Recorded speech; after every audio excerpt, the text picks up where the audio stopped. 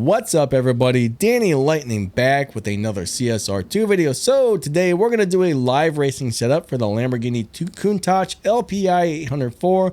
We're going to show you exactly what parts to install, how to tune it, how to drive it, and all that good stuff to dominate in live racing. This is a low performance point, high Evo tune, which means we got low upgrades, but we still well up over 1,000 Evo. And generally, we'd like to see 3 times the amount of Evo as performance points. We can't quite make that happen on this car, but 1366 versus 636 is still pretty good. That's more than double. So this car should do very, very, very well in live. And as long as you don't beat the dyno time, it will not get pushed into the faster lobbies. We'll talk more about that in a second. Let's go show you which parts to install and how to tune the car. All right, so upgrades. We're going to start off with the engine, right? Where is that engine? So engine, stock. Turbo, stock. Intake, stock. And stock means no upgrades at all. Nitrous, stage 1. Body, stage 4. Tires, stage 3. Transmission, stage 4. You got to set it up exactly like this, or this tune is not going to work for you. All right? This is not a normal racing tune. This is a live racing only tune, and this will make it be amazing. Now, since the transmission's not, or the nitrous isn't upgraded very much, we cannot tune our nitrous. We got the transmission on 3.32, which gets us right into the 12.205 lobby. And then we got the tires on 23 PSI, 44 and 56. So let's go ahead and do some test runs. We'll show you how to drive it. And our goal is to get as close to the dyno as possible without beating it. All right, so this one's actually really easy to drive.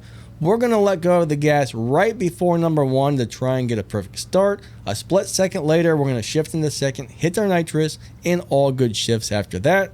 And if you need to slow down to keep it from beating the dyno time, go ahead, okay? This is capable of beating the dyno just a little bit, so it's not a bad thing to slow down as long as it doesn't make you lose the race. So anyways, here we go. 3, 2, 1, go. Second nitrous. Third, fourth, fifth. And our goal is to get as close to 12.2 as we possibly can.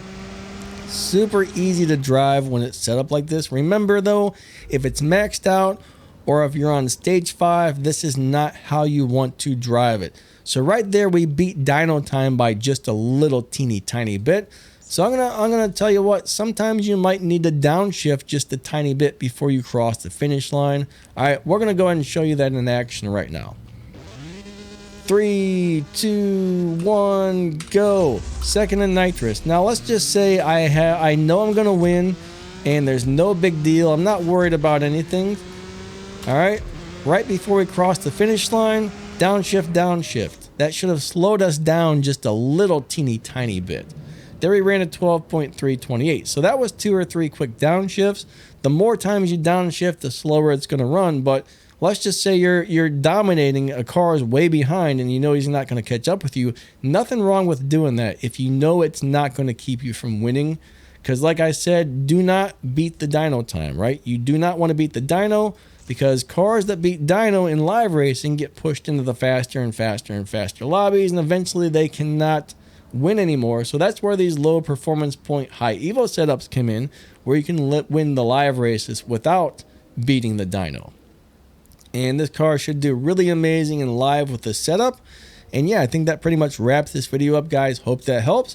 Don't forget to hit that like button and subscribe, and we will catch you next time, all right? Lightning out. Thanks for watching. You guys are amazing.